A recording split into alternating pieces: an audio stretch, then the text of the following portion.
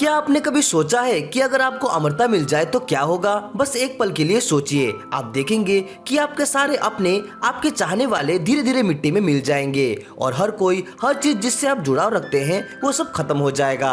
Free rein beyond journey and एक ऐसा anime है जो इसी विचार को खूबसूरती से दर्शाता है। ये कहानी वहीं से शुरू होती है जहाँ आमतौर पर दूसरी कहानियाँ खत्म होती है, जब हीरो लोग अपना मिशन पूरा करके घर लौटते हैं। फ्री रेन एक एल्फ जादूगरनी है, उसके साथ है हीरो हिमेल, योद्धा आइजेन और पुजारी हेटर। इन चारों ने मिलकर डीमन किंग को हराने के लिए 10 साल लंबी यात्रा की थी। अब जब इनका मिशन पूरा हो चुका है तो वे राजधानी लौटे हैं। हिमेल, आइजेन और हेटर अब अपनी बाकी जिंदगी शांति से बिताना चाहते हैं, लेकिन फ्री रेन अलग है। वो एक एल्फ है और एल्फ हजारों सालों तक जीते हैं। फ्री रेन खुद 1000 साल से ज्यादा पुरानी है, फिर भी एक छोटी सी बच्ची जैसी दिखती है। उसके लिए 10 साल कोई बड़ी बात नहीं, इसलिए वह फिर से निकलने का फैसला करती है, इस बार और जादू सीखने के लिए। जाने से पहले सभी दोस्त एक आखिरी बार साथ में मीटियोर शावर देखने के लिए जाते हैं, जो हर 50 साल में एक बार होता है। फ्री रेन थोड़ी निराश होती है और वादा करती है कि अगली बार वह उन्हें और भी अच्छी जगह पर लेके जाएगी। वह फिर से यात्रा पर निकल जाती है और कहानी में समय तेजी से आगे बढ़ता है।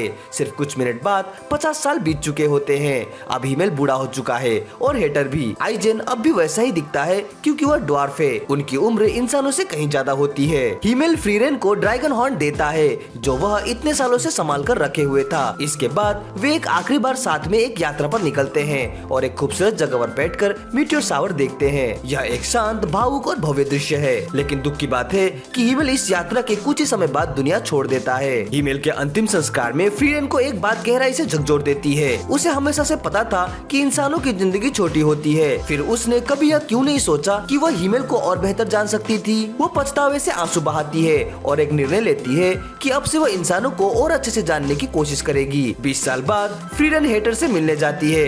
वह एक प्यारी सी बैगनी बालों वाली लड़की से मिलती है।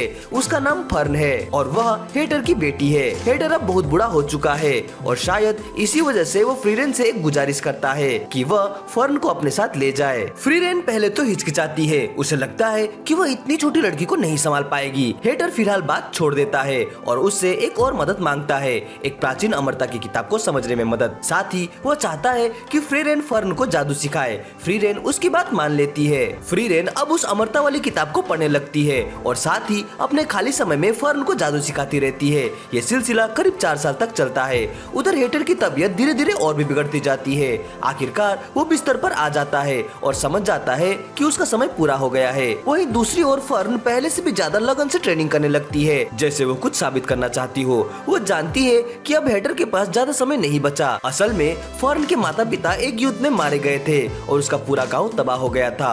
वो खुदकुशी करने ही वाली थी, लेकिन तभी हेटर ने उसकी जान बचाई। इसलिए अब फर्न हेटर को दिखाना चाहती है कि वो भले ही इस दुनिया में ना रहे, वो खुद पर निर्भर होकर जिंदगी जी सकती है। अब सवाल यह है कि वो अमरता वाली किताब पर क्या हुआ? तो जवाब है वो धोखा था। हेटर ने फ्री रेन को चकमा दिया।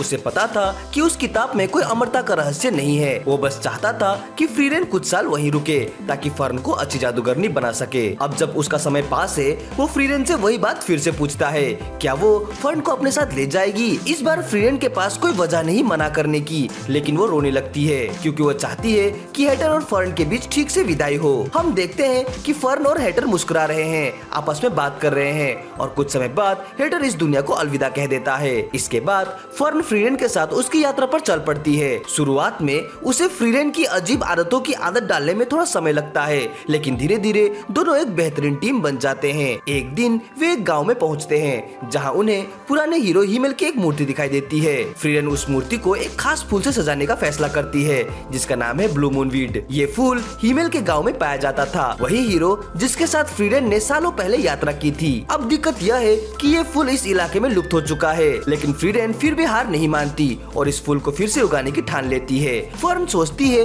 कि ये सब करने का क्या कोई मतलब भी है, पर फिर उसे याद आता है कि फ्री रेन की इन छोटी छोटी चीजों में दिलचस्पी लेने की आदत उसे हीरो हिमेल से ही मिली थी। फ्री रेन जादू इकट्ठा करती है। लगभग 6 महीने की मेहनत के बाद उन्हें एक रेड नेस्ट में ब्लू मून वीट का थोड़ा सा अंश मिलता है। फ्री रेन फिर अपना जादू इस्तेमाल करके उस छोटे से पौधे को पूरे फूलों के खेत में बदल देती है। हीरो की मूर्ति अब सुंदर नीले फूलों से सज चुकी है और फर्न को एक बहुत बड़ी बात समझ आती है, जिंदगी में सिर्फ जादू सीखना ही सब कुछ नहीं होता, बल्कि सबसे जरूरी है कि आपके अंदर किसी चीज को लेकर जुनून हो। इसके बाद फर्न को लगता है कि फ्री रेन कुछ छुपा रही रही है, इसलिए वो चुपचाप उसका पीछा करने लगती है। शहर में फर्न उसे कुछ दुकानों पर संदिग्ध व्यवहार करते हुए देखती है तो सोचती है कि आखिर फ्रीरेन क्या कर रही है। असल में कुछ खास नहीं, फ्रीरेन फर्न के लिए एक जन्मदिन का तोहफा ढूंढ रही थी क्योंकि आज फर्न का 16वां जन्मदिन है। फ्रीरेन उसे एक सुंदर सा बालों का सजावटी क्लिप देती है जैसी उम्मीद थी। फर्न बहुत खुश हो जाती है और कहती है कि इस तोहफे ने उसे बेहद खुशी दी है। उनकी यात्रा जारी रहती है। अब दोनों वही स्थान देखने जाती है जहाँ फ्रीरेन ने करीब 80 साल पहले अपनी पुरानी पार्टी के साथ समय बिताया था। वे दोनों एक गाँव में पहुँचती है जहाँ फ्रीरेन ने कभी भ्रष्टता के दानों को सील किया था। उस वक्त वो इतनी ताकतवर नहीं थी कि उसे हरा सके, मगर अब वो इससे कहीं ज्यादा ताकतवर हो चुकी है। उसे गांव के बुजुर्ग से पता चलता है कि हीमेल हर साल उस सील को देखने आता था अपनी मौत तक। शायद उसे पता था कि फ्रीरेन एक दिन वापस जरूर आएगी और उस दानव को मार देगी उसके छूटने से पहले। और ऐसा ही होता है। दानव का घातक जादू अब फ्रीरेन पर असर नहीं करता और वो उसे पूरी तरह से नष्ट कर देती है। वो यह भी याद करती है कि गाँव का जो बुजुर्ग है वो 80 साल पहले एक छोटा सा बच्चा था। शायद अब फ्रीरेन को इंसानों से कुछ और जुड़ाव महसूस होने लगा है। इसके बाद लड़कियां एक बीच को नए साल के त्योहार के लिए साफ करने का काम लेती है। बदले में उन्हें महान जादूगर फ्लेम की जादुई किताब देने का वादा किया जाता है जो फ्रीरेन की दिलचस्पी का कारण बनती है। हालांकि बाद में पता चलता है कि वो किताब नकली है, लेकिन फिर भी दोनों मेहनत से बीच की सफाई करती है और त्योहार से ठीक पहले सब कुछ तैयार कर लेती है।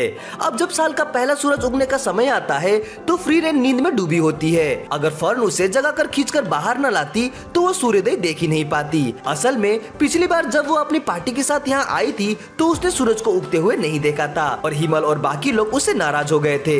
वो उस तरह की इंसान है जिसे नींद बहुत ज्यादा प्यारी है बजाय सूरज उगता देखने के। मगर इस बार जब सूरज निकलता है और फर्न के चेहरे पर वो चमकती मुस्कान देखती है तो फ्रीरेन को एक गहरी बात समझ में आती है कि असल चीज अनुभव साझा करना है। उसके दोस्त इसलिए नाराज थे क्योंकि वो उसके साथ सूरज उगते हुए देखना चाहते थे। इसके बाद दोनों आइजन से मिलने जाते हैं। हिमल को गुजरे हुए अब 28 साल हो चुके हैं और इतने ही सालों बाद फ्रीरेन और आइजन फिर से मिलते हैं। आइजन कहता है कि वो हेटर से संपर्क में था, इसलिए उसे पता था कि फर्न अब फ्रीरेन की शिष्या बन चुकी है। फ्रीरेन पूछती है क्या वह उसके लिए कुछ कर सकती है। तब आइजन फ्लेम की असली किताब का जिक्र करता है और चाहता है कि फ्रीरेन उसे खोजने में मदद करे। यह किताब खास है क्योंकि इससे मरे हुए लोगों से बात की जा सकती है। और आइजन को यह किताब क्यों चाहिए?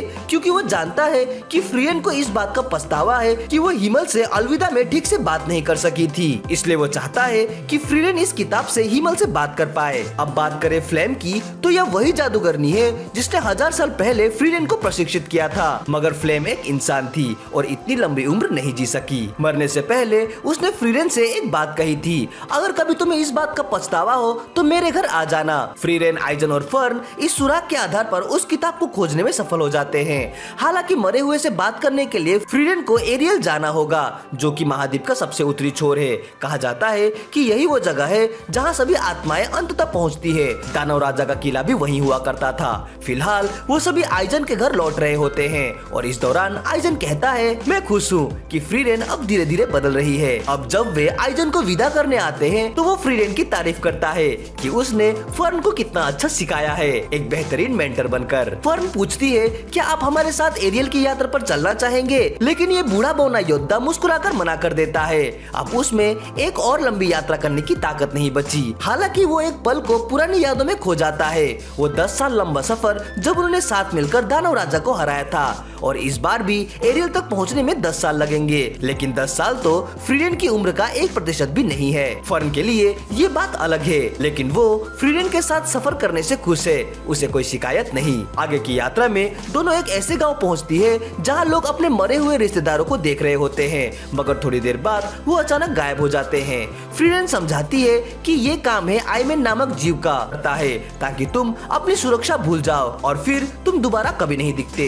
हालांकि इस माया से बाहर निकलना उतना मुश्किल नहीं है, बस उस भूत पर हमला करना होता है, चाहे वो तुम्हारे किसी अपने जैसा क्यों न दिखे। फर्न को हंटर का भूत दिखता है जबकि फ्रीरेन को हीमेल का। जैसी उम्मीद थी फर्न इसके लिए तैयार नहीं थी, लेकिन फ्रीरेन जानती थी कि क्या हो रहा है। उसे याद आता है जब वो पहले अपने पुराने गुरु फ्लेम का माया रूप रूप देखा करती थी और अब वो हिमल को देख रही है। हिमल का भूत कहता है गोली चला दो और उसी पल आयनम का असली रूप सामने आ जाता है। तभी फर्न आगे बढ़ती है और अपने जबरदस्त जादू से उसे वहीं खत्म कर देती है। इसके बाद लड़कियां पहुंचती है एक ड्रैगन के घोंसले पर। फ्रीडन को दिलचस्पी होती है क्योंकि वहाँ एक जादुई किताब पड़ी होती है, मगर उसे लेने से पहले ड्रैगन को हराना पड़ेगा। यहीं पर एंट्री होती है आइजन के शिष्य की, जो इस इलाके का हीरो है, जिसका नाम है स्टार्क। मगर बात ये है कि वो थोड़ा डरपोक है। ड्रैगन को मारना तो दूर, उसने आज तक एक मक्खी भी नहीं मारी। हालांकि फ्रीडन एक जरूरी बात कहती है, वो आइजन का शिष्य है, इसलिए उसमें जरूर कुछ खास है। और हाँ, यही सच है। स्टार्क खुद पर भरोसा करता है और गर्व से खड़ा होता है क्योंकि उसने सच में कड़ी मेहनत की है। वो रोज एक पहाड़ी के किनारे अपनी तलवार घुमाता रहा, लगातार 3 साल तक। इतनी बार तलवार चलाई है कि उस चट्टान में अब एक गहरी दरार पड़ चुकी है। लेकिन क्या उसकी 3 सालों की मेहनत उसे ड्रैगन को हराने में सफल बना सकती है? इसे जानने के लिए वीडियो के नेक्स्ट पार्ट को जरूर देखें। वीडियो अच्छी लगी हो तो इसे लाइक और कमेंट जरूर करें। हमसे जुड़ने के लिए चैनल को सब्सक्राइब करें। तो मिलते हैं अपनी अगली वीडियो में। Sign out.